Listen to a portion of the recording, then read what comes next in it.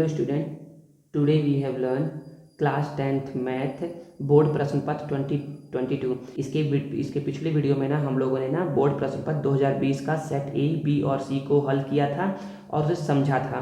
तो 2020 के बाद ना 2021 में ना एग्ज़ाम नहीं हुआ था, ठीक है ना। एग्ज़ाम कंडक्ट कराया गया था लेकिन उसका क्वेश्चन पेपर अवेलेबल नहीं है, क्योंकि ना उस समय कोरोना पीरियड था ना, तो इसलिए क्या है, उसका क्वेश्चन पेपर अवेलेबल नहीं है। देखिए ना बच्चों, इस वीडियो में ना हम लोग बोर्ड प्रश्न पत्र 2022 का ना set A, set B, set C तीनों को सॉल्व करेंगे, लेकिन उसका केवल सॉल्व करेंगे प्रश्न एक, केवल प्रश्न एक सॉल्व करेंगे। और अब यहाँ पर समझने वाली बात क्या है, समझने वाली बात ये है ना बच्चे कि जिस भी क्वेश्चन को मैं ना क्या करूँगा, ब्लू पेन से बनाऊँगा, इट मीन्स वो सेट ए का क्वेश्चन है। फिर जिस भी क्वेश्चन को मैं ब्लैक पेन से बनाऊँगा वो क्या है, सेट बी का क्वेश्चन है। और जिस भी क्वेश्चन को मैं सेट सी से बना मतलब कि रेड पेन से बनाऊँगा वो किसका रहेगा, वो सेट सी का क्वेश्चन रहेगा। तो मुझे ये ऐसा लगा ना कि बार बार मैं ना क्या कर रहा हूँ, सेट ए का बता रहा हूँ, फिर बी का बता रहा हूँ, फिर सी का बता रहा हूँ, तो मुझे सेम कॉन्सेप्ट बार बार बताना पड़ रहा है। तो इसीलिए क्या क्या किया है मैंने सोचा ना कि ना एक ही क्वेश्चन को मैं चूज़ करूँ। जैसे मान लो मैंने फर्स्ट वन को चूज़ किया और इसी का सेट बी और सेट सी में जो क्वेश्चन रहेगा उसी को एक साथ बता दूंगा। तो कॉन्सेप्ट एक बार पढ़ेंगे और उसे 3 क्वेश्चन करेंगे, तो आप लोगों को समझ में भी ज़्यादा आएगा। मेरा ऐसा सोचना है, देखते हैं कि आप लोग कैसा लगता है। अगर आप लोग को ये सही लगता है तो आप लोग कमेंट करके बताइएगा कि हाँ सर ये सही है या नहीं है। तो देखिए तो अभी तो स्टार्ट करते हैं पढ़ना। तो अभी सबसे पहले सेट ए का क्वेश्चन देखते हैं। तो सेट ए में पहला बोला जा रहा है, सही विकल्प चुनकर लिखिए। पहला है बिंदु -3, 5 किस चतुर्थांश में होगा। तो बच्चे बताया गया था ना कि ना चतुर्थांश है। पहला है बिंदु -3, 5 किस चतुर्थांश में होगा। तो बच्चे देखिए ना, इसके लिए मैंने बताया था ना कि ना कुल ना 4 चतुर्थांश होते हैं। कितने होते हैं, 4 चतुर्थांश होते हैं, ऐसे करके बताया गया था। जो मेरा ना पहले का वीडियो 2020 का वीडियो देख चुका है ना, वो आराम से इस क्वेश्चन को बना देगा, ठीक है ना। और जो नहीं देखा है ना, उसके लिए मैं फिर से बता रहा हूँ कि बच्चे इसको बोलते हैं प्रथम चतुर्थांश, इसे बोलते हैं द्वितीय चतुर्थांश, इसे बोलते हैं तृतीय चतुर्थांश, इसे बोलते हैं चतुर्थांश। देखिए इसमें क्या रहता है, इसमें ना the value of X and value of Y, मतलब कि x का मान और y का मान दोनों धनात्मक रहता है। x का मान ऋणात्मक, y का मान धनात्मक रहता है इस चतुर्थांश में। इस चतुर्थांश में x और y दोनों का मान क्या रहता है, ऋणात्मक रहता है। इस चतुर्थांश में x का मान धनात्मक लेकिन y का मान क्या रहता है, ऋणात्मक रहता है। तो अगर आप देख पाओगे ना तो आप बता पाओगे ना कि ना ये जो -3, 5 है कहाँ से मिल रहा है, कहाँ से मिलान खा रहा है। क्या ये यहाँ से मिलान खा रहा है, नहीं। यहाँ पर x का मान ऋणात्मक है और y का मान धनात्मक है, तो ये यहाँ से मिलान खा रहा है। इसका मतलब कि इसका उत्तर क्या हो जाएगा, बी हो जाएगा। क्या हो जाएगा इसका उत्तर हो जाएगा बी। अब क्या करूँगा मैं, अब ना ब्लैक पेन से मैं सेट बी के क्वेश्चन को सॉल्व करूँगा और रेड पेन से सेट सी क्वेश्चन सॉल्व करूँगा। तो बार बार अब मैं बताऊँगा नहीं, अब आप समझ जाइएगा कि ना ब्लैक से सॉल्व कर रहा हूँ, इट मीन्स वो सेट बी का क्वेश्चन है, और रेड से सॉल्व कर रहा हूँ, इट मीन्स वो सेट सी का क्वेश्चन है। अब एक चीज़ और समझने लायक है, समझने वाली बात है, क्योंकि इसमें तो ये पहले नंबर पे दिया हुआ है, इसलिए मैं इसको पहला लिखा। अगर सेट बी में दूसरे नंबर पे दिया रहेगा तो पहले मैं दूसरा नंबर बताऊंगा, फिर कहीं पर अगर कोई पहला नंबर का क्वेश्चन आएगा जो इससे रिलेटेड रहेगा तो मैं उसको बताऊंगा, ठीक है ना। तो चलिए हम लोग सेट बी के क्वेश्चन को देखते हैं। देखिए बच्चे, सेट बी में ना ये ना फर्स्ट में ना तीसरे नंबर पे दिया हुआ है। तो तीसरा नंबर पे क्या बोल रहा है कि बिंदु 1, किस चतुर्थांश में होगा। तो बताइए किस में होगा, x का मान धनात्मक और y का मान ऋणात्मक, x का मान धनात्मक, y का मान ऋणात्मक। तो कहाँ पर है, चतुर्थ में है। तो इसमें जो ऑप्शन हो जाएगा वो क्या हो जाएगा, डी इसका उत्तर हो जाएगा। अब देखते हैं सी को। सेट सी में ना ये 5वें नंबर पे दिया हुआ है कि बिंदु -2, 4 किस चतुर्थांश में होगा।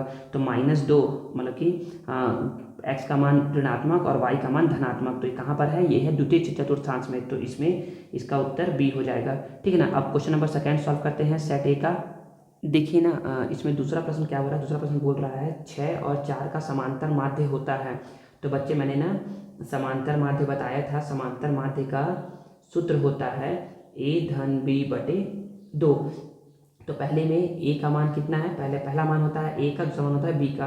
तो a का मान है कितना 6 धन b का मान कितना है 4/2। 6 धन 4 कितना होता है 10, 10/2, 10/2 कितना होता है बच्चे 5 होता है। तो इसका उत्तर क्या आ जाएगा, 5 आ जाएगा। तो 5 कहाँ पर दिया हुआ है, बी पे दिया है, तो इसका उत्तर क्या हो जाएगा, बी हो जाएगा। ठीक है ना। अब हम लोग हल करते हैं दूसरा प्रश्न को। सेट बी में दूसरा क्वेश्चन क्या दिया हुआ है, ये चौथे नंबर पर है कि इसका समांतर माध्य निकालना है 4, -2 का। तो बच्चे समांतर माध्य का ए की जगह इस पर कितना दिया है, 4 दिया है, और बी का कितना दिया है बच्चे, प्लस है तो प्लस पहले, और बी का कितना दिया है, बी का दिया है -2/2। तो देखिए क्या ना बच्चे, 4 को तो 4 लिख देंगे, प्लस माइनस माइनस होता है /2, 4 में से 2 गया तो 2 और /2, 2 आप 2 को भाग देंगे, 2 × 1 = 2, 2 × 1 = 2, तो कितना आ गया 1। तो यहाँ पर उत्तर क्या हो जाएगा, तो यहाँ पर बी में क्वेश्चन बोल रहा है, बी में है क्वेश्चन, ए में है, इसका आंसर कहाँ है, ए में है, तो ए लिख देंगे। ठीक है, सी को हल करते हैं। सी को देखिए, सी में दिया हुआ है 5, -3, तो यहाँ पर ए का मान है 5, धनात्मक है तो धनात्मक लिख देंगे, और बी का मान कितना है, -3/2। तो इसको हल करिएगा तो ये हो जाएगा 5 प्लस माइनस माइनस होता है /3/2, 5 में से 3 गया तो आता है 2/2, 2 से 2 एक एक बार में कट जाएगा, तो कितना आ जाएगा 1। ए भी कहाँ दिया है, सेट ए में, मतलब कि ये ऑप्शन ए दिया है, तो आपको ऑप्शन ए क्लिक कर दोगे। ठीक है ना। अब क्वेश्चन नंबर 3 क्या बोल रहा है, 3 बोल रहा है, प्रश्न तीसरा बोल रहा है घनाभ में शीर्षों की संख्या होती है। तो पहले तो याद है कि घनाभ बनाते कैसे हैं। तो घनाभ बनाने के लिए क्या करिए, पहले एक आयत बनाइए, ठीक है, ऐसे करके एक आयत बनाइए, और फिर से एक आयत बनाइए,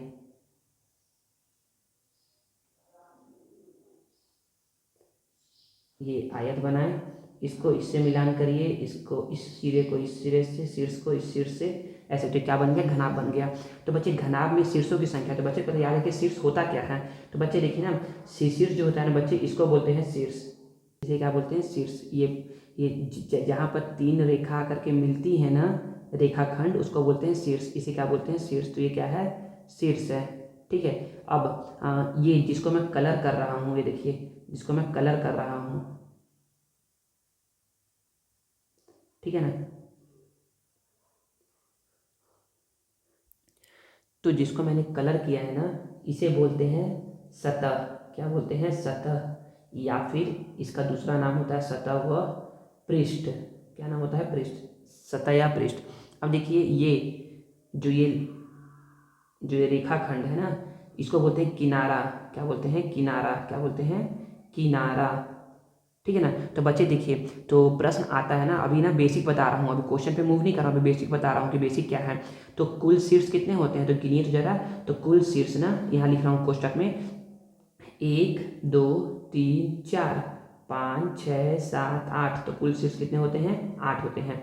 सतह, सतह को गिनिए, एक सतह, एक दूसरा सतह, मतलब कि आगे वाला, सॉरी, ये साइड वाला और इस साइड वाला, तो 2 हो गए, एक आगे वाला और एक पीछे वाला, 4 हो गए, एक ऊपर वाला एक नीचे वाला, तो कितने हो गए, सतह 6 होते हैं। तो पृष्ठों की संख्या कितनी होती है, 6 होती है। ठीक है ना। आगे किनारा, किनारा कितने होते हैं, किनारा देखिए, इसको बोलते हैं किनारा, 1 2 3 4 5 6 7 8 9 10 11 12, किनारे कितने होते हैं, 12 होते हैं। इतना बताने के बाद एक और चीज़ बताता हूँ, और क्या है कि ना, इसको समझिएगा। फिर से एक हम लोग बनाते हैं, घनाभ बनाते हैं, घनाभ, और घनाभ में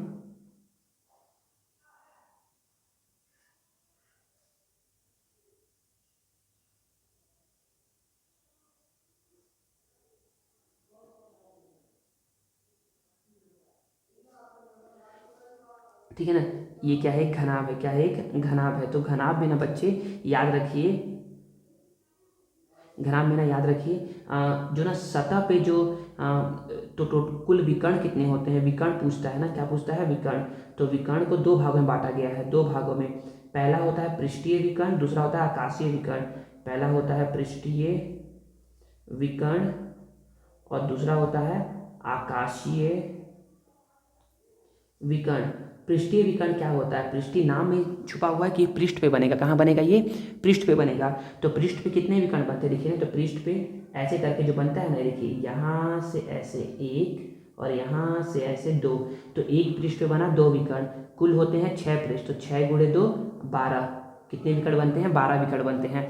आकाशीय विकर्ण, आकाशीय विकर्ण जो हवा में बनता है, हवा में कैसे बनता है, तो इसको समझने के लिए आप क्या करिए, आप जिस घर में अभी बैठे हैं ना, या जिस रूम में बैठे हैं, जिस कमरे में बैठे हैं, उसमें आप नीचे के सतह पे ना चारों कोने को देखिए, चारों कोने में से पहले कोने को चुनिए और उसको ऊपर के दूसरे कोने में मिलाइए। मतलब कि ऐसे आप एक चारों कोने में बैठे हुए हैं, मान लीजिए कि आप यहाँ पर बैठे हुए हैं ऐसे करके, तो इस वाले कोने को आप यहाँ से मिलाइए। ये एक आकाशीय विकर्ण, ये हवा में बनता है, ठीक है ना। यहाँ से मिलाइए, ये दूसरा आकाशीय विकर्ण, यहाँ से मिलाइए ये तीसरा आकाशीय विकर्ण, और यहाँ से मिलाइए ये चौथा आकाशीय विकर्ण।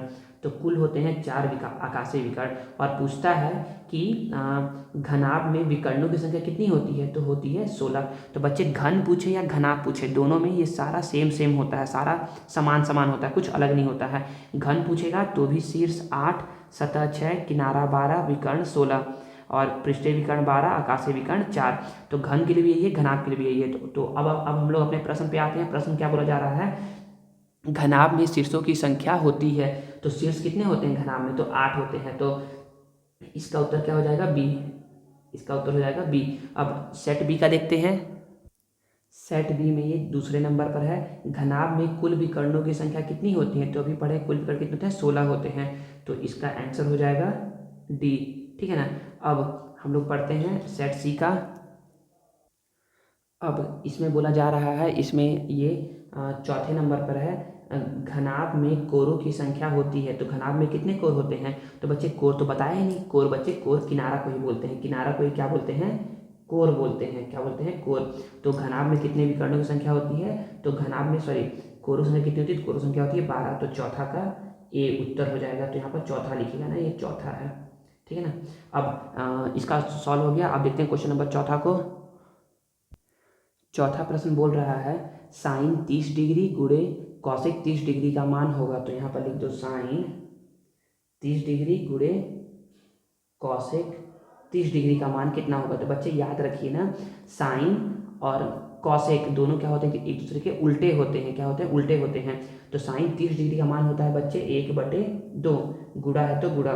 सर कॉसेक 30 का मान कैसे निकाले, तो बच्चे कॉसेक 30 जो होता है ना, कॉसेक 30 का मान निकालने के लिए साइन 30 का पहले मान निकालिए और उसको उल्टा कर दीजिए। तो कॉसेक 30 का मान के लिए साइन 30 के मान को उल्टा करना है। तो साइन 30 का मान होता है 1/2, तो 1/2 को उल्टा करेंगे तो 2/1। यहाँ 2 से 2 कट गया तो एक कितना आ गया, 1 आ गया, 1 आ गया। तो 1 एकम 1, 1 एकम 1/1। तो 1/1 कितना होता है, 1 होता है, 1 होता है। तो इसका पहला आंसर क्या हो जाएगा, मतलब इसका हो जाएगा आंसर ए, ठीक है ना। अब देखिए, तो अब यहाँ पर क्या बोला जा रहा है, सेक 45 डिग्री गुणे कॉस 45 डिग्री का मान क्या होगा। तो देखिए बच्चे सिंपल सा है कि सेक और कॉस, साइन और कॉसेक उल्टे उल्टे होते हैं, सेक और कॉस उल्टे उल्टे होते हैं। तो सेक 45 और कॉस 45, तो पहले कॉस 45 का मान जो होता है ना बच्चे, ये होता है 1/√2, ठीक है। और सेक 45 का मान क्या होता है बच्चे, तो कॉस 45 का मान निकाल के उल्टा कर दो। तो कॉस 45 का मान होता है 1/√2, 1/√2 को उल्टा कर दो तो कितना हो जाएगा, √2/1। तो √2 से √2 क्या हो जाएगा, कट जाएगा। तो यहाँ पर क्या आ गया, 1/1, और 1/1 कितना होता है, 1 होता है। तो इसका आंसर क्या आ जाएगा, सी आ जाएगा, ठीक है ना। अब सेट सी को देखते हैं। देखिए सेट सी में क्या बोला जा रहा है, tan 60 डिग्री गुणे कॉट 60 अंश का मान क्या होगा। तो देखिए ना, तो यहाँ पर वही करेंगे, tan और कॉट का तो दोनों उल्टे उल्टे होते हैं ना। तो tan 60 का मान कितना होता है, √3। क्या होता है, √3। नीचे में 1 लिख लीजिए, ठीक है ना, गुणे कॉट 60 के लिए हम लोग को tan 60 के मान को उल्टा करना होगा। तो tan 60 का मान क्या होता है, √3 होता है। तो उसको उल्टा करेंगे तो 1/√3। तो √3 से √3 क्या कट जाएगा एक बार में, और यहाँ आ जाएगा 1/1। क्या आ जाएगा, 1/1, और 1/1 कितना होता है बच्चे, 1 होता है। तो इसका आंसर हो जाएगा बी। समझ में आ गया बच्चे। ऐसे ही क्या करेंगे, सॉल्व करेंगे। अब करते हैं पाँचवां को हल, सेट ए का।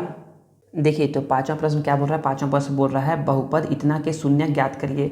तो शून्यक सिखाया था ना आपको, शून्यक मतलब होता है x का मान निकाल देना। कोई क्या बोलते हैं, शून्यक बोलते हैं। तो कैसे निकालते हैं शून्यक, तो बहुपद दिया है x² - 9। तो यहाँ पर ना देखिएगा बच्चे, x² को तो x² लिख दिए, 9 को क्या लिख सकते हैं, 3 का घात 2 लिख सकते हैं क्या। सर कैसे सर, ये बताइए। 3 का घात 2 को ना बच्चे, 3 का घात 2 मतलब होता है, 3 का घात 2 मतलब 6 बिल्कुल नहीं होता है। 3 का घात 2 का मतलब होता है बच्चे, 3 को 2 बार लिखना है। कितनी बार लिखना है, 2 बार। तो 3 तिया 9 होता है। समझ में आ गया। तो बच्चे अब एक सूत्र होता है, क्या होता है, एक सूत्र होता है। सर कौन सा सूत्र है, तो सूत्र बच्चे ये याद रखेंगे कि a² - b² बराबर होता है a + b और होता है a माइनस बी। ठीक है ना, इसको याद रखिएगा ना। ये क्या होता है बच्चे, सूत्र होता है ए स्क्वायर माइनस बी स्क्वायर का, a प्लस बी और a माइनस बी। तो देखिएगा बच्चे, अगर आप लोग ध्यान से देखोगे ना तो आपको दिखेगा ना कि यहाँ पर a की जगह पे क्या है, x है, और b की जगह पे क्या है बच्चे, 3 है। तो कुछ नहीं करना है, यहाँ पर क्या करना है, a की जगह पर x रख देना है, b की जगह पर 3। तो देखिए मैं भी वैसे ही कर रहा हूँ। तो इसके बाद a की जगह पर देखिए, पहले कोष्टक है, कोष्टक लिख दिए, a की जगह पर x रख दिए, b की जगह पर 3 रख दिए, a की जगह पर x रख दिए, b की जगह पर 3 रख दिए। शून्य ज्ञात करना है, इसीलिए इसको क्या कर दो, 0 के बराबर कर दो, शून्य के बराबर कर दो। ठीक है ना। तो यहाँ पर देखेंगे तो पहली बार x धन 3 को 0 के बराबर लेंगे और इधर x माइनस 3 को 0 के बराबर लेंगे। तो x धन 3 जब उधर जाएगा ना तो हो जाएगा -3, और -3 उधर जाएगा तो क्या हो जाएगा, +3। तो x का मान कितना आ गया, एक आ गया -3, एक आ गया +3। तो कहाँ है -3 +3, तो ये है c में, तो इसका c उत्तर हो जाएगा। ठीक है ना। अब सेट बी को सॉल्व करते हैं। सेट बी में क्या है, ये पहले नंबर पर है। तो पहला नंबर क्या है, पहला नंबर है x² माइनस 4। तो सेम यहाँ पर भी वही करेंगे। तो यहाँ पर करेंगे x² माइनस 4 को लिख सकते हैं 2 का घात 2, और इसको कर देंगे 0 के बराबर। तो यहाँ पर जब हम लोग देखेंगे ना कि यहाँ पर ना यहाँ पर तुलना करेंगे ऐसे करके कि a² माइनस b² बराबर होता है a धन b और होता है a माइनस बी। तो जब इसको आप तुलना करोगे ना तो x के जगह पर है a, b के जगह पर है 2। तो यहाँ पर लिख दो, a के जगह पर लिख दो x धन b के जगह पर लिख दो 2, a के जगह पर लिख दो x माइनस बी की जगह पर लिख दो 2 बराबर 0। तो अब क्या करेंगे, दोनों को एक करके 0 के बराबर ले लेंगे। तो x धन 2 को 0 के बराबर ले लो एक बार x माइनस 2 को 0 के बराबर ले लो। तो x को यहाँ लिख देंगे +2 उधर जाएगा तो -2 बराबर करके, और यहाँ पर जाएगा तो उधर जाएगा तो +2। तो x का मान एक आ गया 2, एक आ गया -2। तो यहाँ पर उत्तर कौन सा है, 2 और -2 ए वाला उत्तर है। ठीक है ना। तो यहाँ पर ए उत्तर हो जाएगा। ठीक है ना। ये आगे पीछे हो सकता है, -2 +2 आगे पीछे हो सकता है, लेकिन उत्तर यही होगा। ठीक है ना। तो यहाँ पर हल कर दिए। अब देखते हैं सेट सी को। तो सेट सी में पहले नंबर पर है। तो सेट सी में पहला है कि बहुपद शून्य ज्ञात करना है। तो x² माइनस 1 है। तो यहाँ पर बोल देंगे कि ये है x² माइनस 1 का घात 2। सर 1 का घात 2 नहीं होता है। तो देखिए बच्चे थोड़ा समझिएगा, 1 को 2 बार लिखेंगे तो कितना आएगा, 1 ही तो आएगा। समझ में आएगा। 1 को आप 1 बार लिखिए, 2 बार लिखिए, 10 बार लिखिए, 1000 बार लिखिए, आंसर 1 ही आता है। अब इसको तुलना करेंगे तो बोलेंगे कि a² माइनस b² बराबर होता है a धन b और a माइनस b के। तो यहाँ पर इस बार देखेंगे ना तो a की जगह पर x है और b की जगह पर क्या है, 1 है। तो यहाँ पर रख दीजिए a की जगह पर x और b की जगह पर 1, a की जगह पर x, b की जगह पर 1 बराबर 0। तो 0 के बराबर कर लीजिए, x धन 1 को 0 के बराबर और x माइनस 1 को 0 के बराबर। तो x बराबर +1 हो जाएगा तो -1 हो जाएगा, और x माइनस 1 हो जाएगा तो क्या हो जाएगा, +1 हो जाएगा। +1 या 1 सिंपल 1 भी लिख सकते हैं। ठीक है ना। तो इसका उत्तर क्या हो जाएगा, +1 और -1, इसका भी आंसर क्या हो जाएगा, a हो जाएगा। तो यहाँ हम लोगों ने सही विकल्प खत्म कर लिया है। देखिए तो हम लोगों ने क्या कर लिया है, सही विकल्प पूरा हल कर लिया है। तो एक बार चेक कर लेते हैं कि कहीं नंबरिंग लेना है। देखिए ना, ये है सेट ए का पहला, दूसरा, तीसरा, चौथा, पाँचवा। सेट बी का, सेट बी में देखते हैं, यहाँ पर है पहला, ये है दूसरा, ये है तीसरा, ये है चौथा और ये है पाँचवा। सेट सी का पहला, दूसरा, तीसरा, चौथा और पाँचवा। तो हम लोगों ने हल कर लिया है। चलिए अब हम लोग रिक्त स्थानों की पूर्ति को हल करते हैं। देखिए इसमें पहला प्रश्न क्या बोला जा रहा है, रिक्त स्थानों की पूर्ति करो में यदि tan थीटा बराबर 1 हो तो थीटा का मान क्या होगा। तो बोला जा रहा है कि tan थीटा बराबर कितना बोल रहा है, 1 है। कितना है, 1 है। तो थीटा का मान क्या होगा। तो देखिए ना बच्चे, यहाँ पर क्या करते हैं, tan को लिखते हैं tan, थीटा को थीटा। तो देखते हैं ना कि tan में 1 किसका मान होता है, tan में 1 जो त्रिकोणमितीय अनुपात है ना उसमें 1 किसका मान होता है। तो अगर आपने याद किया होगा ना तो tan में 1 जो होता है ना वो tan 45 डिग्री का होता है। कितने का होता है, 45 का होता है। ठीक है। तो यहाँ tan से tan कट गया तो थीटा बराबर क्या आ गया, 45 अंश आ गया। ठीक है ना। तो बच्चे ये क्या है ना, ये ना बहुत ही ना वो है, क्या बोलते हैं, आपको ना याद करना पड़ेगा इसमें वैल्यू। तो एक मैं वीडियो बनाऊंगा जिसमें आप लोग को याद नहीं करना पड़ेगा, आप क्या करोगे, वैसे तो याद कर लो, बहुत ही अच्छी बात है, क्योंकि आपको आगे आने वाले क्लासेस में आपको ये ज़रूरत पड़ेगा। लेकिन अगर आपको याद नहीं हो पा रहा है तो मैं एक ना वीडियो बनाऊँगा 5 मिनट का, उसमें आप लोग उसको अगर आप लोग देख लोगे ना तो उससे आप लोग तुरंत सीख सकते हो कि क्या कैसे हम लोग त्रिकोणमितीय अनुपात निकाल लेंगे, और आप उसको एग्जाम में 2 से 3 मिनट के अंदर आप उसको निकाल लोगे बिना याद किए, ठीक है ना। तो चलिए ये हो गया फर्स्ट। अब देखते हैं सेट बी के हल को। देखिए सेट बी में यहाँ पर दिया हुआ है, यदि टेन थीटा यदि कॉस थीटा बराबर 1 हो तो थीटा का मान ज्ञात कीजिए। तो जैसे इसको कहते हैं हल, वैसे इसको भी करेंगे हल, लिख देंगे कॉस थीटा। अब देखेंगे यहाँ देखे थे कि टेन में 1 किसका मान होता है, यहाँ देखेंगे कॉस में 1 किसका मान होता है। तो कॉस में 1 जो होता है ना वो कॉस 0 अंश का होता है, किसका अंश का होता है, 0 डिग्री का होता है। तो कॉस से कॉस कट गया, कॉस से कॉस कट गया, तो थीटा बराबर क्या आ गया, 0 अंश। तो यहाँ पर 0 अंश उत्तर दे देंगे, ठीक है ना। सेट सी को देखते हैं, सेट सी में क्या बोला जा रहा है, सेट सी में बोला जा रहा है कि साइन थीटा बराबर 1 है कि तो थीटा का मान क्या होगा। तो बच्चे कुछ नहीं करना है, तो यहाँ पर है साइन, तो साइन थीटा लिख देंगे। यहाँ पर देखे थे टेन में देखे थे 1 किसका मान होता है, यहाँ पर कॉस में 1 किसका मान होता है, यहाँ देखेंगे साइन में 1 किसका मान होता है। तो साइन में 1 जो होता है ना बच्चे वो 90 अंश का होता है, कितने अंश का होता है, 90 अंश का होता है। तो साइन से साइन कट गया, तो थीटा बराबर क्या आ गया, 90 अंश आ गया, ठीक है ना। बच्चे एक प्रश्न को बताने के बाद ना बाकी के जो 2 प्रश्न रहते हैं ना उसको आप खुद से हल किया करिए और फिर देखा करिए सॉल्यूशन को, तो आप ना इससे ना ज़्यादा समझ पाएंगे। और अगर गलती होगा तो आप उस गलती को एग्जाम में नहीं करेंगे, आपको रहेगा कि हाँ मैंने यहाँ गलती किया था तो अब मुझे सही करना है, ठीक है ना। चलिए अब देखते हैं प्रश्न दूसरा सेट ए का। तो देखिए यहाँ क्या बोला जा रहा है, प्रश्न दूसरा में बोला जा रहा है कि यदि सावधि जमा खाता। तो बच्चे अगर सावधि जमा खाता आता है ना नाम से, तो आपको कुछ बातें समझनी होंगी। समझनी क्या है, पहला कि अगर आता है सावधि जमा खाता, क्या आता है, सावधि जमा खाता। अगर सावधि जमा खाता आता है तो इसमें 3 चीज़ें आपसे पूछ सकता है। कितने से पूछ सकता है, 3 चीज़ें। पहला चीज़ क्या पूछेगा, पहला पूछेगा कि अगर ब्याज की गणना वार्षिक होती है। दूसरा पूछेगा अगर ब्याज की गणना छमाही होती है।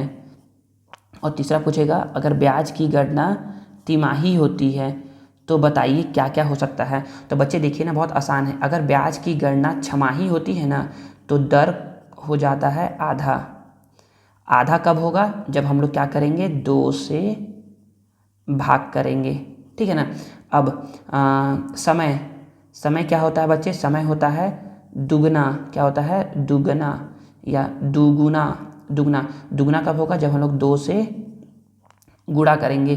सर यहाँ पर 2 क्यों लिए बच्चे, क्योंकि आप खुद बताइए एक साल में 6 माह कितनी बार आता है, एक साल में 6 माह आता है 2 बार। इसलिए हम लोग क्या करते हैं, इसलिए हम लोग ना दर को करते हैं 2 से भाग और समय करते हैं 2 से गुणा।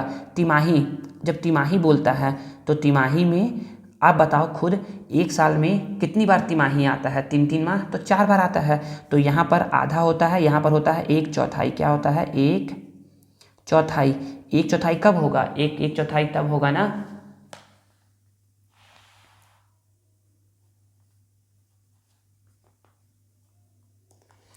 एक चौथाई कब होगा, 1/4 तब होगा ना जब हम लोग क्या करेंगे, इसको 4 से भाग देंगे। किससे भाग देंगे, 4 से भाग। अब दूसरा समय क्या होता है, समय होता है बच्चे, यहाँ 4 से भाग दिए हैं तो यहाँ करेंगे 4 से गुणा। क्या करेंगे, 4 से गुणा। और 4 से गुणा करने को क्या बोलते हैं, यहाँ दुगुना, यहाँ बोलते हैं 4 गुना, 4 गुना, ठीक है ना। अब ये तो हो गया छमाही का तिमाही का। सर वार्षिक रहेगा तो क्या करेंगे, तो बच्चे वार्षिक का तो कुछ नहीं करना है, जो दर दिया है उसको उतना ही लिख देना है और जो समय दिया है उसको उतना ही लिख देना है। मतलब कि दर अगर दिया है 10% तो उसको लिख दो बस 10%, समय दिया है अगर 2 वर्ष तो उसको लिख दो 2 वर्ष, ठीक है ना। तो देखते हैं हम लोग पहला प्रश्न क्या, मतलब कि दूसरा प्रश्न क्या बोल रहा है इसमें। तो दूसरा प्रश्न बोल रहा था कि यदि सावधि जमा खाते में ब्याज की गणना छमाही है, ब्याज की गणना क्या है, छमाही है, यहाँ ध्यान दीजिएगा छमाही है, तो दर प्रतिशत क्या हो जाएगा बच्चे, दर हो जाएगा आधा। क्या हो जाएगा, आधा। सर हम लोग इसको 2 से भाग नहीं ले सकते, नहीं बच्चे, 2 से भाग जब आप प्रश्न को हल करेंगे ना तब उसमें 2 से भाग करते हैं। ये प्रश्न को हल करने के लिए बताया हूँ और यहाँ पर फिल इन द ब्लैंक्स को भरने के लिए बताया हूँ, ठीक है ना। यहाँ पर दर हो जाएगा आधा। अब उसमें देखते हैं सेट बी में क्या पूछा जा रहा है। सेट बी में बोला जा रहा है कि जिस राशि पर ब्याज की गणना की जाती है उसे क्या कहते हैं। तो बच्चे याद रखिए, जिस राशि पर ब्याज की गणना की जाती है ना उसे कहते हैं मूलधन। क्या कहते हैं? मूलधन। तो ये हो जाएगा बी का, सेट बी का पहला का आंसर, ठीक है ना। अब हल करते हैं सेट सी के आंसर को। सेट सी में यहाँ पर चौथे नंबर पर है, तो चौथे नंबर को हल करते हैं।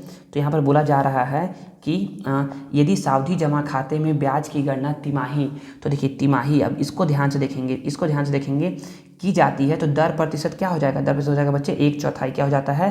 1/4, ठीक है ना। चलिए अब हम लोग क्या कहते हैं, सेट ए का प्रश्न तीसरा को हल करते हैं।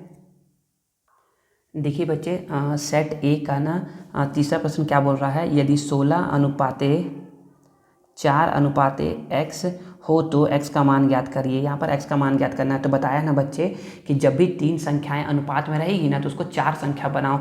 सर कैसे बनाएंगे 4 संख्या? तो 4 संख्या बनाने के लिए हम लोग क्या करते हैं, जो बीच का संख्या रहता है ना उसको 2 बार लिखते हैं।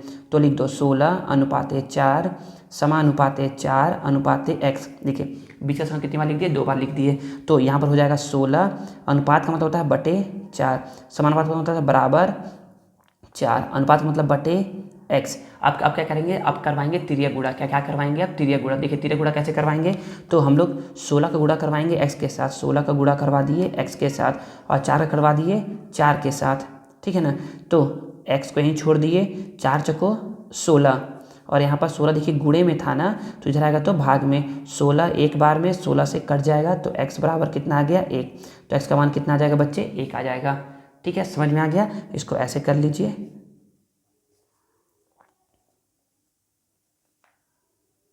ठीक है। अब देखते हैं सेट बी के हल को। देखिए सेट बी में दूसरे नंबर पर है, क्या है, x:18:54। तो इसमें भी वही करेंगे, बीच वाली संख्या को 2 बार लिख देंगे। तो लिख दो x:18 समानुपाते 18:54। तो अब इसको हल करते हैं वैसे ही जैसे कि इसको हल किए थे। तो देखिए बहुत ही आसान है। तो x यहाँ पर अनुपात मतलब होता है बट्टा, समानुपात मतलब बराबर 18:54। क्या करवाएंगे? तिर्यक गुणा करवाएंगे। 54 का गुणा करवाएंगे x के साथ, और 18 का गुणा करवाएंगे 18 के साथ, ठीक है ना। x को यहीं पर छोड़ देंगे, 18 × 18/54। अब थोड़ा काटते हैं, देखिए तो 18 × 18, 18 तिया 54, 18 × 18, 18 तिया 54, और 3 एकम 3, 3 छिका 18। तो यहाँ पर x बराबर कितना आ गया बच्चे? x बराबर आ गया 6, ठीक है ना। अब देखते हैं सेट सी के हल को। सेट सी में देखिए, सेट सी में ये क्या है, ये है पहले नंबर पे, तो इसको पहले नंबर पे हल करते हैं, ठीक है ना। देखिए तो यहाँ पर क्या है, 12:6:x। इसमें भी वो वही करेंगे, 12:6 समानुपाते 6:x। बीच वाली संख्या को 2 बार लिख दिए, तो 12/6:6:x, ठीक है ना। तो इसको ऐसे कर दिए। अब क्या करवाएंगे, अब इसका करवाएंगे तिर्यक गुणा। तो तिर्यक गुणा बहुत ही आसान है। तो 12 का गुणा करवा दीजिए x के साथ, और 6 का गुणा करवा दीजिए 6 के साथ।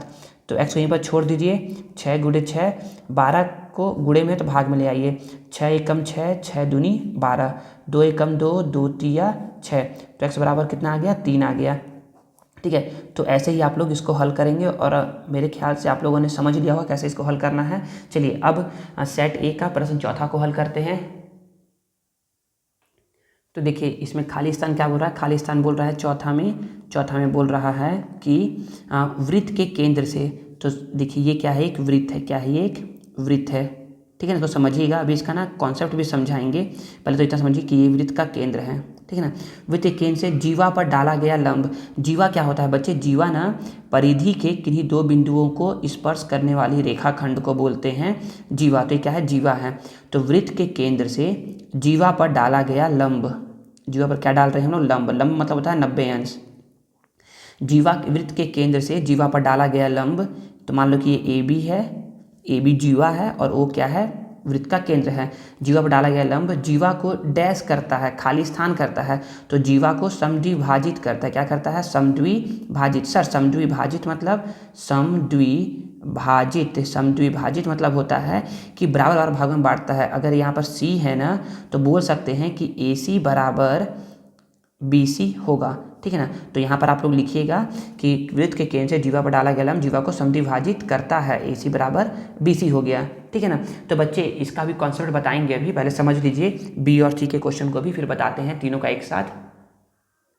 देखिएगा इसमें क्या बोल रहा है, इसमें बोल रहा है चौथा प्रश्न इसमें बोल रहा है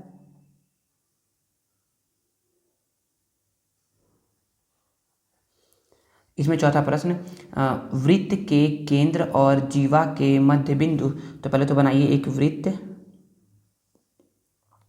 बन गया एक वृत्त, ठीक है ना। वृत्त का ये केंद्र है, क्या है ये? केंद्र है, इसका नाम दे दो O।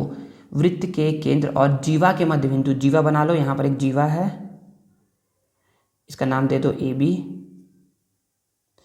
वृत्त के केंद्र और जीवा के मध्य बिंदु, मान लो जीवा का मध्य बिंदु ये है, ठीक है ना।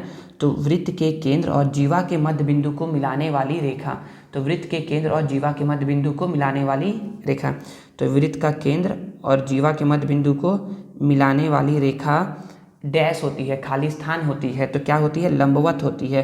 देखिए यही तो पढ़े अभी यहाँ पर कि वृत्त के केंद्र से जीवा पर डाला गया लंब जीवा को बराबर करता है। देखिए यहाँ पर बोला था ना कि ना मध्य बिंदु मतलब हम लोग बोल सकते हैं ना कि यहाँ पर AC बराबर CB दिया हुआ है, तो ये क्या होगा? ये लंबवत होगा, तो इसका आंसर हो जाएगा लंबवत। समझ में आ गया? अभी समझाएंगे और अच्छे से। अब देखिए सेट C का क्वेश्चन को देखिए। सेट C में यहाँ 5वें नंबर पे क्या बोल रहा है? 5वें नंबर पे बोल रहा है कि बाह्य बिंदु से वृत्त पर खींची गई स्पर्श रेखाएं। स्पर्श मतलब होता है जस्ट छू करके उसको निकल रही है, छू करके निकल रही है, उसके अंदर से नहीं जा रही है, उसको छू करके निकल रही है। तो ये क्या है? मैंने बना दिया वृत्त। अब है वृत्त बाह्य बिंदु से वृत्त पर, तो बाह्य बिंदु मान लो यहाँ पर है एक बाह्य बिंदु, बाह्य मतलब होता है बाहर का बिंदु। बाह्य बिंदु से खींची गई स्पर्श रेखाएं, तो मान लो कि यहाँ से मैं क्या कर रहा हूँ? स्पर्श रेखाएं खींच रहा हूँ ऐसे करके। एक खींच दिया मतलब कि जस्ट एक बिंदु से छू करके जाएगा, और एक यहाँ से खींच दिया जस्ट छू करके जाएगा, ठीक है ना। तो याद रखो अगर ये O है और यहाँ से यहाँ तक की दूरी A है और यहाँ से यहाँ तक की दूरी मान लो B है, तो ये क्या होता है? OA बराबर OB होता है। तो वृत्त बाह्य बिंदु से वृत्त पर खींची गई स्पर्श रेखाओं की लंबाइयाँ क्या होती है? बराबर होती है। क्या होती है? बराबर या फिर समान होती है, ठीक है ना। सर मैं क्या बिंदु यहाँ पर ले सकता हूँ कि एकदम यहाँ पर? हाँ बच्चे यहाँ पर लोगे तो भी एक यहाँ से जाएगा और एक यहाँ से जाएगा तो भी बराबर होगा। सर मैं यहाँ पर ले सकता हूँ क्या? हाँ बच्चे यहाँ पर लोगे ना तो भी जब यहाँ से बनाओगे तो एक ऐसे करके जाएगा और एक ऐसे करके जाएगा, तो हर कहीं पर बिंदु ले लो हमेशा वो क्या होगा? बराबर ही होगा। अब है 5वां प्रश्न। इसी का पहले 5वां को देख लेते हैं। पहले 5वां इसका क्या बोला जा रहा है? 5वां इसका बोला जा रहा है, इसका 5वां मतलब इसका बोला जा रहा है तीसरा में। कहाँ बोला जा रहा है? तीसरा में। तो तीसरा में क्या बोला जा रहा है? तीसरा में बोला जा रहा है कि वृत्त की सबसे बड़ी जीवा खाली स्थान होती है। तो बच्चे जीवा, तो जीवा को याद रखिए, जीवा के बारे में बताते हैं ना कि मान लीजिए कि ये क्या है?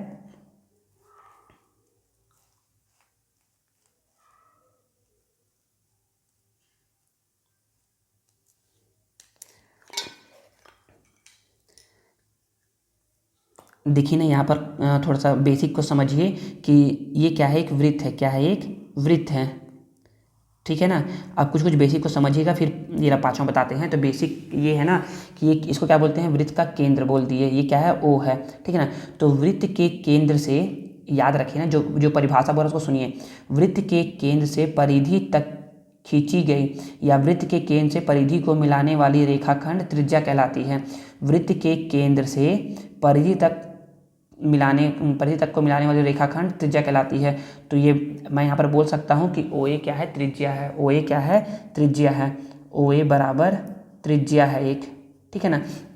अब दूसरा सुनिए कि वृत्त के किन्हीं भी दो बिंदुओं को वृत्त के अंदर किन्हीं भी दो बिंदुओं को मिलाने वाली रेखाखंड जीवा कहलाती है। वृत्त के अंदर किन्हीं भी दो बिंदुओं को मिलाने वाली रेखाखंड, मान लीजिए एक बिंदु ये है, एक बिंदु ये है। तो वृत्त के अंदर किन्हीं भी दो बिंदुओं को मिलाने वाली रेखाखंड जीवा कहलाती है। तो इसका नाम दे दूंगा सी और डी। तो मैं बोल दूंगा कि सी डी क्या है बच्चे, सी डी है जीवा। ठीक है ना, समझ में आ गया। अब दूसरा थोड़ा सुनिए, अब फिर से सुनिएगा ना। अब फिर से मैं वही बोल रहा हूँ कि वृत्त के अंदर वृत्त के दो बिंदुओं को मिलाने वाली रेखाखंड को क्या कहते हैं, जीवा कहते हैं। अब आगे सुनिएगा, मान लीजिए कि यहाँ से यहाँ तक मैं क्या कर दिया, यहाँ से यहाँ तक देखिए क्या है, ये क्या है, एक त्रिज्या। क्या बना दिया मैं, एक त्रिज्या बना दिया, बना ना। यहाँ से यहाँ तक क्या है, त्रिज्या है। वृत्त के केंद्र से परिधि तक खींची गई स्पर्श रेखा को क्या बोलते हैं, त्रिज्या बोलते हैं। अब यहाँ देखिए, यहाँ भी मैं क्या कर दिया, ऐसे करके त्रिज्या बना दिया त्रिज्या। तो याद रखिए, इन दो त्रिज्या को मिलाने से क्या बनता है, एक व्यास बनता है। क्या बनता है, एक व्यास बनता है। तो व्यास बराबर होता है 2 गुणे त्रिज्या। व्यास बराबर क्या होता है, 2 गुणे त्रिज्या। मतलब कि अगर हमको त्रिज्या पता होना तो व्यास निकालना है, तो हम लोग क्या करेंगे, उसका 2 से गुणा करवा देंगे। ठीक है ना। तो ये क्या है, व्यास है। तो हम लोग बोल सकते हैं कि यहाँ पर नाम दे दो MN। तो MN क्या है, एक व्यास है। तो MN क्या है, व्यास है। अब थोड़ा सा सुनिए जरा, अभी मैं बोला ना कि वृत्त के अंदर किन्हीं भी दो बिंदुओं को मिलाने वाली रेखा क्या कहलाती है, जीवा। अब वृत्त के अंदर किन्हीं भी दो बिंदुओं को मिलाने वाली रेखा जो केंद्र से होकर के गुजरती है, उसे कहते हैं व्यास। क्या कहते हैं, उसे व्यास कहते हैं। और याद रखो बच्चे, व्यास क्या होती है, व्यास ना सबसे बड़ी जीवा होती है। क्या होती है, सबसे बड़ी जीवा होती है। सर कैसे, अगर मान लो ना, अब बताओ मुझे, CD एक जीवा है और MN भी क्या है, एक जीवा है। दोनों में बड़ा कौन सा है, तो बोलोगे सर MN है। अब मैं क्या कर दूँ, M के जस्ट पास में एक ऐसा करके एक और जीवा बना दूँ, तो बताओ तो दोनों में बड़ा कौन सा होगा, दोनों में बड़ा क्या होगा, MN ही होगा। मतलब कि वृत्त की सबसे बड़ी जीवा क्या होती है, सबसे बड़ी जीवा व्यास होती है। ठीक है ना। तो आगे यही क्वेश्चन है, वृत्त की सबसे बड़ी जीवा। तो वृत्त की सबसे बड़ी जीवा क्या होती है, तो बच्चे बोलोगे सबसे बड़ी जीवा क्या होती है, व्यास होती है। अब सेट बी को देखते हैं। सेट बी में क्या बोला जा रहा है, देखिए सेट बी में बोला जा रहा है उस जीवा जो वृत्त के केंद्र से होकर के जाती है। तो बताया ना कि ऐसी जीवा जो वृत्त के केंद्र से होकर के जाती है, वृत्त की डैश होती है, क्या होती है, वृत्त की वो व्यास होती है। क्या होती है, वो वृत्त की व्यास होती है। ठीक है ना। अब सेट ए को देखते हैं। देखिए बच्चे, इसका क्या बोला जा रहा है, इसमें बोला जा रहा है वृत्त के व्यास के सिरों पर खींची गई स्पर्श रेखाएं। तो मान लीजिए कि ये वृत्त है, ठीक है ना, और ये क्या है, वृत्त का केंद्र है। तो व्यास कहाँ होगा बच्चे, व्यास तो यहाँ पर होगा। जो क्या होती है, व्यास क्या होती है, जो वृत्त के केंद्र से होकर के गुजरती है, इसको बोल दिए व्यास। ठीक है ना। तो यहाँ पर ये व्यास है। तो वृत्त के व्यास के सिरों, तो ये क्या है, व्यास का सिरा है, ये सिरा और ये सिरा, खींची गई स्पर्श रेखाएं, इस पर खींचोगी स्पर्श रेखाएं ऐसा, और यहाँ खींचोगे ऐसा। तो वृत्त के व्यास के सिरों पर खींची गई स्पर्श रेखाएं परस्पर क्या होती है, तो ये परस्पर क्या होती है, समानांतर होती है। क्या होती है, समानांतर। ठीक है ना, बिंदी समानांतर होती है। समझ में आ गया ना। तो वृत्त के व्यास पर खींची गई स्पर्श रेखा क्या होती है, समानांतर होती है। तो जो यहाँ पर बताया गया है ना आपको बेसिक, तो सारा समझ में आया होगा कि इसे वृत्त का केंद्र बोलते हैं, इसे जीवा बोलते हैं, त्रिज्या का परिभाषा समझ में आया होगा। तो देखिए हम लोगों ने ना खाली स्थान को भी पूरा समझ लिया है। तो यह पहला क्वेश्चन, यह दूसरा, यह तीसरा, यह चौथा, और यहाँ है पाँचवा। ठीक है ना। तो आप आई थिंक आप लोग को समझ में आया होगा। अब हम लोग बढ़ते हैं सत्य और असत्य की तरफ, जो कि प्रश्न सी है। देखिए सत्य अथवा असत्य में पहला क्या बोला जा रहा है, पहला बोला जा रहा है कि y अक्ष पर स्थित किसी बिंदु का x निर्देशांक। तो मैंने बताया था ना बच्चे कि इसको ऐसे करके ले लो कि ये y अक्ष है, और ऐसे करके ले लो कि ये क्या है, x अक्ष है। ठीक है ना। तो बच्चे याद रखिए, तो यहाँ पर ये है x अक्ष और ये क्या है, y अक्ष है। तो यहाँ पर एक बिंदु ले लो, ये ला बिंदु, यहाँ पर एक बिंदु ले लो ये, और यहाँ पर एक बिंदु ले लो ये। ठीक है। तो y अक्ष पर स्थित, तो y अक्ष की बात कर रहे हैं, तो यहाँ पर ना y अक्ष, पहले कॉन्सेप्ट समझिए उसके बाद। तो y अक्ष पर स्थित कोई बिंदु, मान लो 3 बिंदु है ना, तो y अक्ष पर स्थित है ना, तो यहाँ पर y अक्ष पर स्थित किसी बिंदु का x निर्देशांक हमेशा क्या होता है, शून्य होता है। क्या होता है, शून्य होता है। सर शून्य क्यों होता है, क्योंकि ये यहाँ से x का मान 0 होता है, यहाँ पर x का मान 1 होता है, यहाँ x का मान 2, यहाँ 3, यहाँ 4, यहाँ पर x का मान -1, -2, -3 और यहाँ क्या होता है x का मान 0 होता है। और ये रेखा कहाँ गई है, 0 से होकर गई है, इसलिए x का मान क्या होता है 0 होता है। और यहाँ पर x का कुछ ना कुछ मान होगा, तो यहाँ पर तो x का मान भी 0, y का मान 0 होता है। और यहाँ पर y का मान मान लीजिए कि 1, 2, 3 होगा, और यहाँ पर मान लीजिए कि -1, -2 होगा यहाँ पर, ठीक है ना। वैसे ही समझिए ज़रा इसको, समझने के लिए इसको देखते हैं। यहाँ पर मान लीजिए कि एक बिंदु है, तो यहाँ पर है, ये है y, ये क्या है x अक्ष है, तो x अक्ष पर y का मान क्या होता है 0 होता है। क्यों 0 होता है, देखिए y का मान यहाँ पर 1 है, यहाँ 2 है, यहाँ 3 है, यहाँ -1 है, यहाँ -2 है, लेकिन यहाँ क्या है 0 है। तो y, ये जो बिंदु है, तीनों बिंदु है, कहाँ स्थित है, 0 रेखा पर, 0 की रेखा पर स्थित है, इसीलिए इसका मान क्या होगा 0 होगा। तो y अक्ष पर स्थित कोई बिंदु, x अक्ष पर स्थित कोई बिंदु रहता है ना, तो उसका y का निर्देशांक क्या होता है 0 होता है। यार मान लीजिए यहाँ पर 1 है, 2 है, 3 है, 4 है, x का मान 4 है, और यहाँ पर -1, -2, -3 है, ठीक है ना। तो बस आपको सिंपल सा इतना याद रखना है कि अगर बिंदु x अक्ष पर है तो y का मान 0 होगा, और अगर बिंदु y अक्ष पर है तो x का मान क्या होगा 0 होगा। तो हमारा पहला प्रश्न क्या बोल रहा है, पहला प्रश्न बोल रहा है कि y अक्ष पर स्थित किसी बिंदु का x निर्देशांक, तो y अक्ष पर स्थित किसी बिंदु का x निर्देशांक क्या होता है 0 होता है, क्या होता है 0 होता है। तो ये क्या है, बिल्कुल सत्य है। तो पहला क्या है, बिल्कुल सत्य है, ठीक है ना। अब चलिए दूसरा को हल करते हैं। दूसरा क्या बोला जा रहा है, देखिए अब बोला जा रहा है कि सेट बी का है, चौथा नंबर पे दिया है ये कि x अक्ष पर स्थित y बिंदु का निर्देशांक, तो x अक्ष पर स्थित y बिंदु का निर्देशांक क्या होता है 0 होता है, क्या होता है 0 होता है। तो ये क्या बोल रहा है, सही बोल रहा है, तो हाँ बिल्कुल ये क्या बोल रहा है, सत्य बोल रहा है, ठीक है ना। चलिए अब सेट सी का हल करते हैं। तो इसमें बोला जा रहा है x अक्ष और y अक्ष दोनों परस्पर लंब होते हैं। तो देखिए ये x अक्ष है, ये क्या है x अक्ष है, ठीक है, और ये क्या है y अक्ष है। तो देखिए दोनों क्या है, परस्पर लंब है कि नहीं है, बिल्कुल लंबवत है। तो क्या बोलोगे, बिल्कुल लंब है, तो बिल्कुल बोलोगे कि इस क्या है, सत्य है, ठीक है ना। चलिए अब देखते हैं सेट ए का दूसरा सत्य और असत्य। देखिए अब सत्य और असत्य में दूसरा क्या बोला जा रहा है, यदि दो त्रिभुज सर्वांगसम हो तो वे हमेशा समरूप होते हैं। तो अब आपको थोड़ा बताता हूँ ना, सर्वांगसम और समरूप में क्या अंतर है। तो पहले तो आप समझिए समरूप मतलब होता है समान आकृति, ठीक है। और सर्वांगसम समझिए, सर्वांगसम मतलब होता है समान आकृति धन समान आकार। तो देखिए ना बच्चे, इसमें बोला यह जा रहा है ना कि जैसे कि समझते हैं कि मान लीजिए कि ये एक त्रिभुज बना दिया मैंने, और यहाँ पर एक ये त्रिभुज बना दिया, ठीक है ना।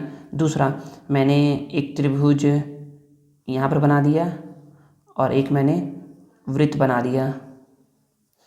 मैंने एक यहाँ पर एक त्रिभुज ये बना दिया, और एक त्रिभुज ये बना दिया, और एक त्रिभुज मैंने ये बना दिया, और एक त्रिभुज मैंने ये बना दिया, ठीक है ना। तो देखिए या यहाँ पर समझना क्या है, यहाँ पर समझना ये है ना।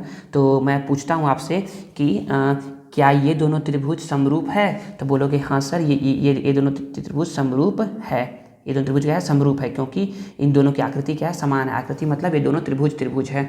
क्या दोनों सर्वांगसम है, तो बोलोगे नहीं सर सर्वांगसम नहीं है। क्योंकि इनकी आकृति तो समान है, दोनों त्रिभुज है, लेकिन इनका आकार समान नहीं है, तो ये सर्वांगसम नहीं है। आगे मैं पूछूं क्या ये दोनों समरूप है, तो बोलोगे सर ये समरूप नहीं है। क्योंकि इनकी आकृति समान नहीं है, एक त्रिभुज है और एक क्या है, वृत्त है। दूसरा मैं पूछूं क्या ये दोनों समरूप सर्वांगसम है, तो बोलोगे सर ये सर्वांगसम भी नहीं है।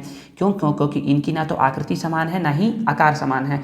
तीसरा मैं पूछूं कि क्या ये दोनों समरूप है, तो बोलोगे कि सर हाँ ये दोनों समरूप है।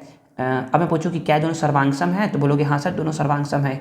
देखिए समरूप है क्योंकि इनकी आकृति समान है, सर्वांगसम है क्योंकि इनकी आकृति और आकार दोनों समान है। अब मैं पूछूं ये क्या दोनों समरूप है, तो बोलोगे हाँ सर समरूप है, और ये क्या है, सर्वांगसम भी है, क्योंकि इनकी आकृति और आकार दोनों क्या है, समान है। अब आगे पूछता हूँ मैं कि इसमें आगे बोला जा रहा है कि यदि दो त्रिभुज सर्वांगसम हैं तो वो हमेशा समरूप होंगे।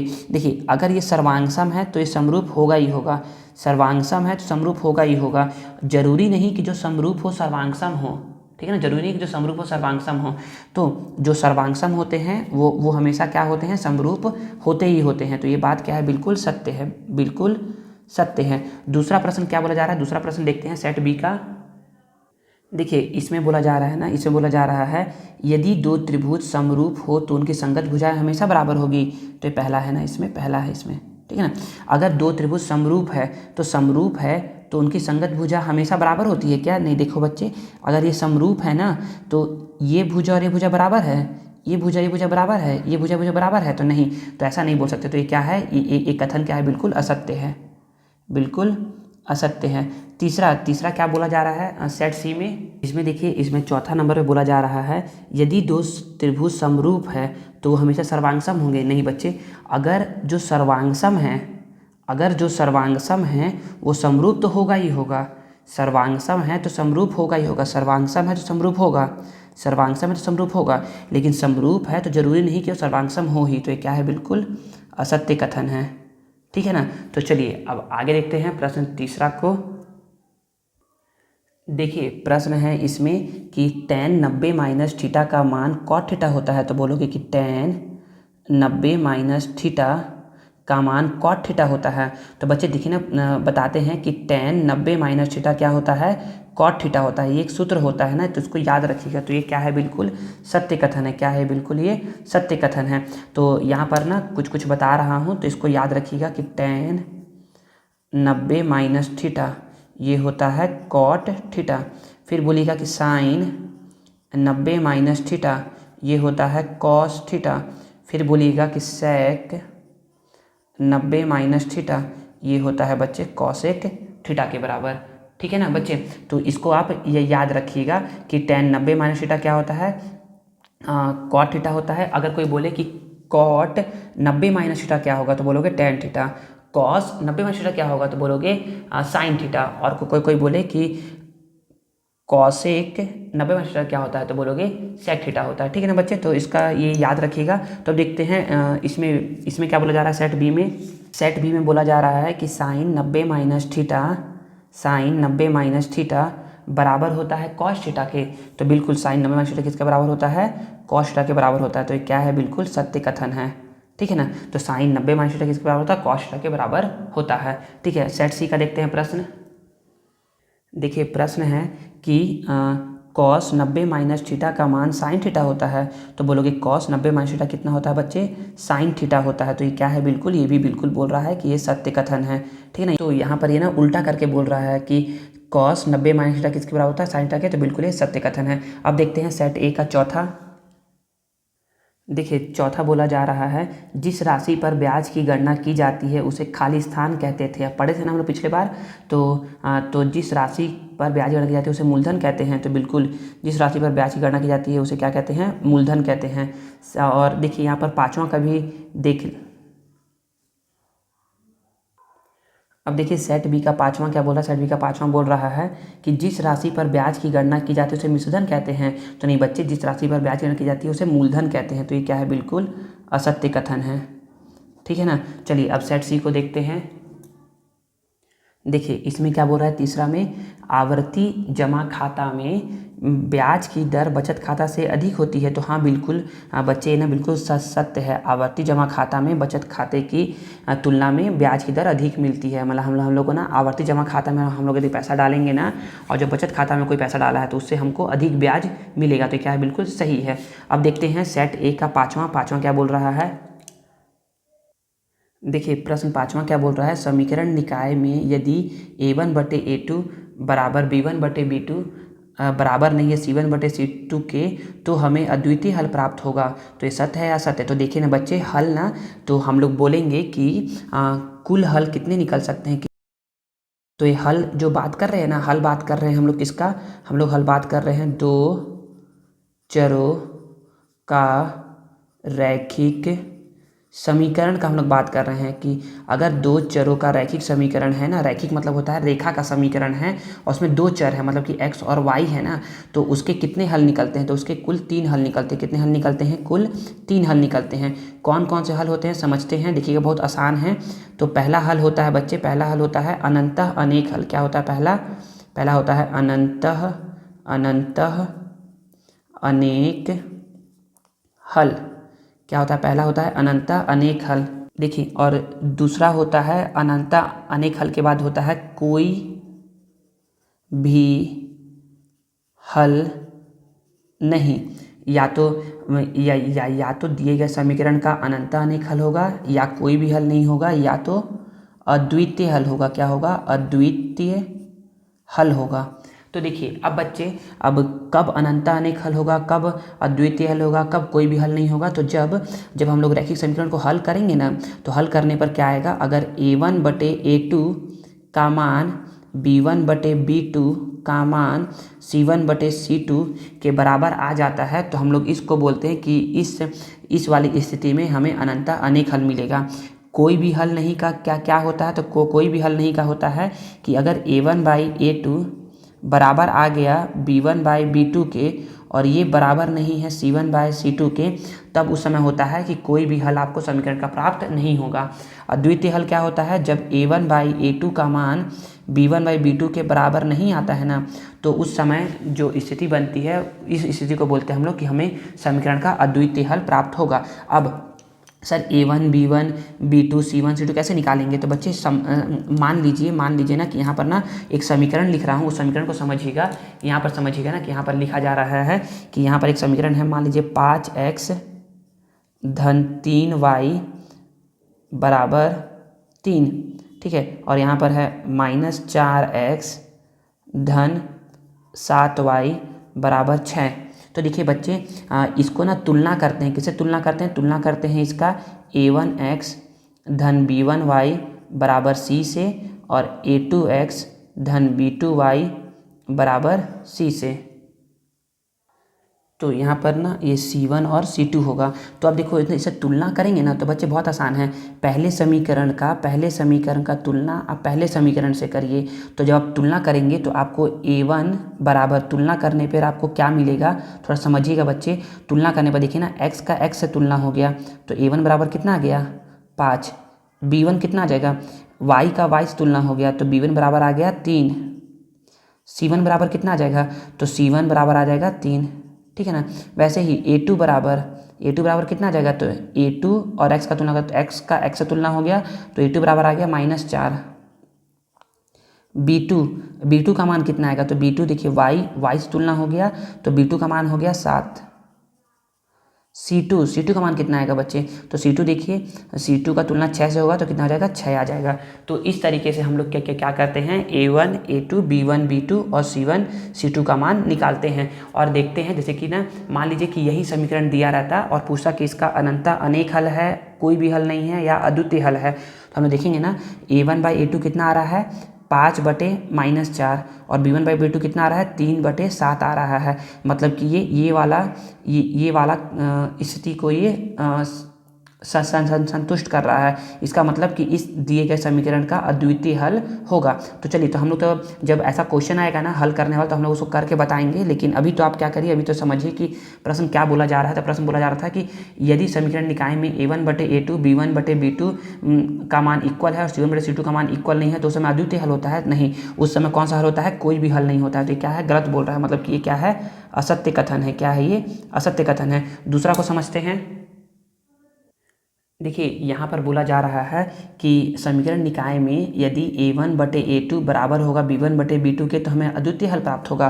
तो हाँ, a1/a2 अगर बराबर होता है b1/b2 के, तो हमें अद्वितीय हल प्राप्त होगा। तो ये क्या है? बिल्कुल सत्य कथन है, ठीक है ना। अब देखते हैं तीसरा, सेट सी का। तो सेट सी में बोल रहा है, पहला क्या है? तो पहला बोल रहा है कि यदि समीकरण निकाय में a1/a2 बराबर है b1/b2 बराबर है c1/c2 के, तो हमें अद्वितीय हल प्राप्त होता है। नहीं बच्चे, हमें तो अनंतः अनेक हल प्राप्त होता है। तो ये भी क्या है? बिल्कुल असत्य कथन है, ठीक है ना। देखिए बच्चों, हम लोगों ने ना सत्य और असत्य भी क्या कर लिया है? पूरा हल कर लिया है। तो